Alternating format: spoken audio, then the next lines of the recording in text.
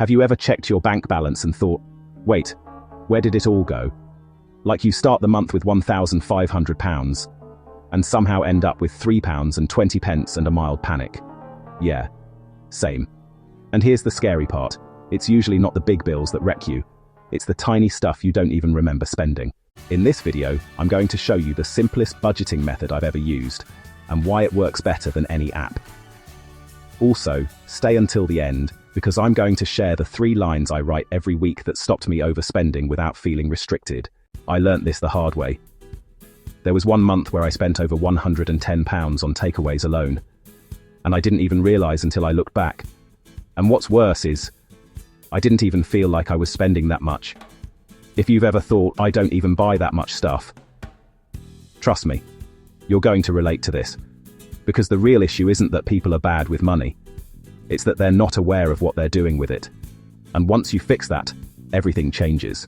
Most people don't need a complicated financial system. They need a way to stop money disappearing without permission. Now here's where most people get budgeting wrong. They think budgeting is a cage, like, no fun, no life, just spreadsheets and sadness. But budgeting isn't a cage, it's a map. And when you understand this one shift, it becomes a lot easier to stick to. Because once you decide where your money is going, you stop being a passenger. And you start being in control. You start giving every pound a job. And I know what you might be thinking right now. Okay, but I've tried budgeting before and it never sticks. Same. And here's the reason most budgets fail. It's not laziness and it's not a lack of willpower. It's because digital tracking feels too detached. Yes, there are loads of apps, but tracking money on your phone can feel like it's happening to someone else. And when it feels like that, you don't change your habits. You just collect data. But when you physically write something like £5.10 sandwich, your brain registers it differently. It turns a quick purchase into a conscious choice, and suddenly, you start remembering what you spent, because you had to own it. Now this is where it gets really powerful, because after a week or two, you start spotting patterns. And this part can be genuinely shocking. Like you always spend £18.40 on a Friday afternoon, or you spend extra when you're stressed, or you keep buying small treats that add up to £200 without you even noticing. And once you see it in your own handwriting, you can't unsee it. Now before I show you how to set this up, let me save you from the biggest budgeting mistake people make, because this is the one thing that makes people quit. The biggest mistake is budgeting down to the last penny.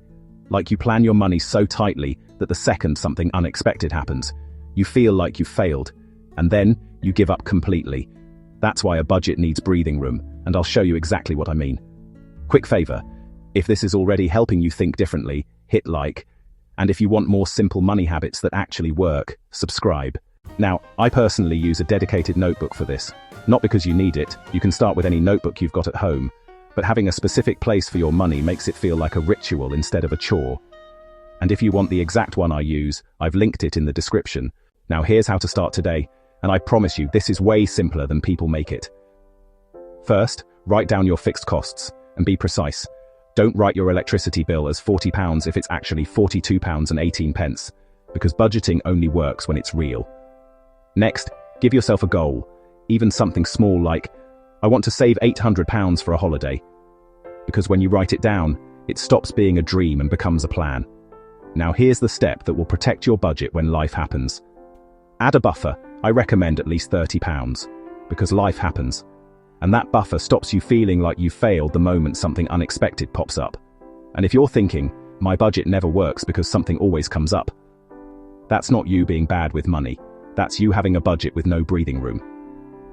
Now please don't get discouraged if you can't save loads right away, because small wins change everything. Even saving £7.50 a week by making lunch at home, that's nearly £400 a year. And this is exactly why writing it down works. It makes small choices feel real. Now I said I'd share the 3 lines I write every week that stop me overspending. Here they are. Line 1, what I have to pay this week. Line 2, what I want to spend this week. Line 3, what I'm saving this week, even if it's small. And that's it. That tiny weekly check-in is what stopped me sleepwalking through my money.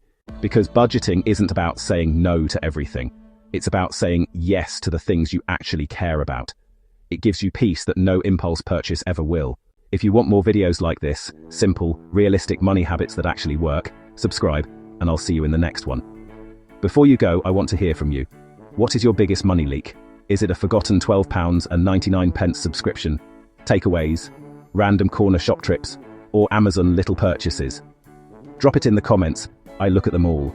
And if you know someone who always says money just disappears, send them this video, because I promise you, they're not alone.